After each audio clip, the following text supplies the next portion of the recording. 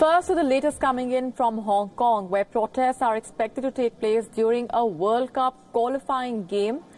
The visuals now on your screens are that of pro-democracy protesters gathered outside a Hong Kong stadium.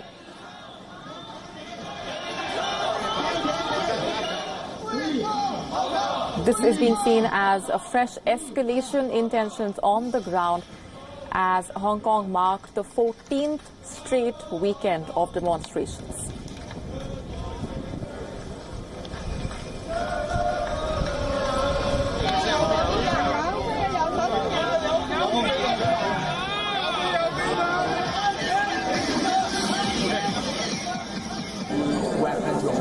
Meanwhile, pro-democracy activist Joshua Wong met the German Foreign Minister Heiko Maas at an event in Berlin. The event was organized by a German newspaper. Wong's meeting with the German minister has not gone down well with China. Beijing has made it clear once again that no foreign country has the right to interfere in what it calls its internal matter. Joshua Wong arrived in Berlin after he was held at the Hong Kong airport for over 24 hours for allegedly breaching the terms of his bail. The timing of this meeting is interesting. It comes after German Chancellor Angela Merkel also visited Beijing just last week. 中方对德方允许香港分裂分子入境，并且从事反华分裂活动，以及德国外长马斯公然同这样的人接触，表示强烈不满和坚决反对。中方已经向德方提出严正交涉。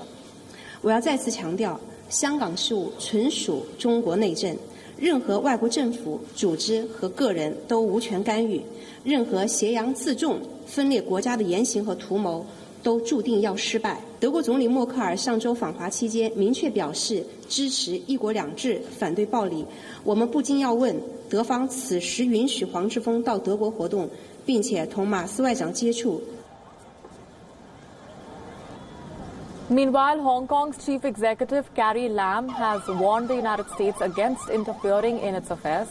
Carrie Lam issued that warning after another weekend of violent clashes. The protesters marched to the American consulate to call on the U.S. lawmakers to intervene in the matter.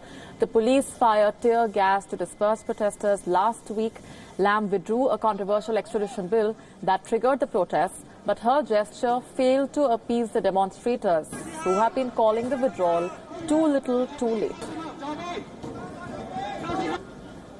The offer of 4 actions, not just the formal withdrawal of the bill, is not directly to stop these protests or the violence. It is really to extend my sincerity to start a dialogue with the people.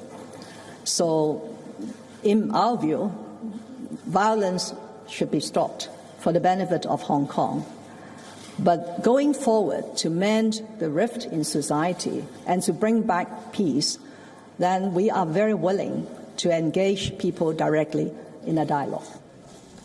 Chinese officials have accused foreign forces of creating chaos in Hong Kong and warned other countries against interfering. While addressing the press conference, Carrie Lam said that any changes in its economic relationship with Washington would threaten mutual benefits. There are close to 1,400 U.S. companies in Hong Kong, so they will, of course, enjoy the benefits arising from any bilateral relationship, a positive bilateral relationship between Hong Kong and the United States. That's a very important point. But to interfere into Hong Kong's internal affairs in terms of what we are doing under the basic law, protection of freedoms and liberties, this is totally unnecessary because we ourselves have the obligation and the duty to comply with provisions in the basic law.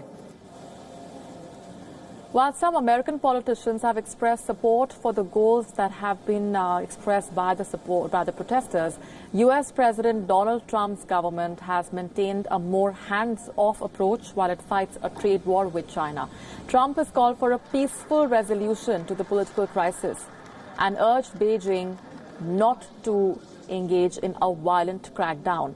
Washington has rejected Beijing's allegations that it is backing the demonstrators, and China has provided little evidence to back those claims against U.S. interference. Anger over the extradition bill has reignited public opposition to Beijing. The pro-democracy movement has been witnessed on Hong Kong streets for 79 days now. Yesterday and over the weekend was the 14th straight weekend of protests. The protests over the last 3 months have seen various clashes in different parts of Hong Kong between police personnel and the protesters.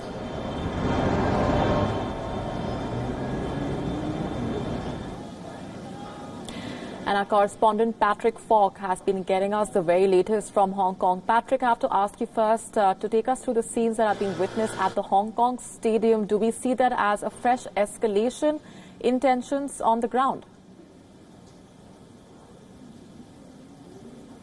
Well, not necessarily. These scenes aren't anything unusual. They are quite common, in fact, and has been a problem in Beijing's eyes that people have disrespected and booed during the national anthem. But certainly this comes at a particularly sensitive time. As a matter of fact, if the anti-extradition bill movement hadn't gone ahead, there may already have been a law which would have banned disrespecting the national anthem in place. But because that legislation had to be deferred until after the summer recess, it's actually delayed that. But certainly, I think, as you can imagine, those boos and some of that disrespecting of the national anthem may be just a little bit louder tonight, given the sentiment on the ground among a lot of Hong Kongers at the moment.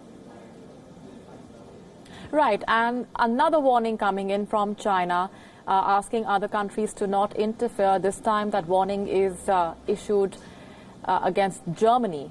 Now, we have seen the last few statements that have been issued by Carrie Lam. She's not mincing any words there, but at the same time, the protesters have remained adamant, seeking her resignation.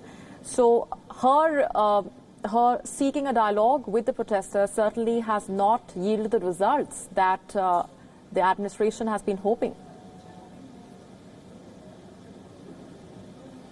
Yeah, well, one of the things that's interesting about that is that there isn't a figurehead as such for the government to actually have that dialogue with. You could argue that if it were anyone, it is Joshua Wong. This is referred to as a leaderless movement, but he is certainly a prominent figure. What he said will have been a concern to authorities. It might have resonated with a lot of people that he was speaking to in Germany. He was speaking, remember, just a stone's throw away from the Berlin Wall, and he was saying, look, people need to pay attention to what's happening in Hong Kong because whatever happens there could have a very big impact on the future way that the world is shaped. But some people have already pointed out that he may be doing the movement a disservice in one sense because he's actually talking about much more than the core 5 demands that the protesters want.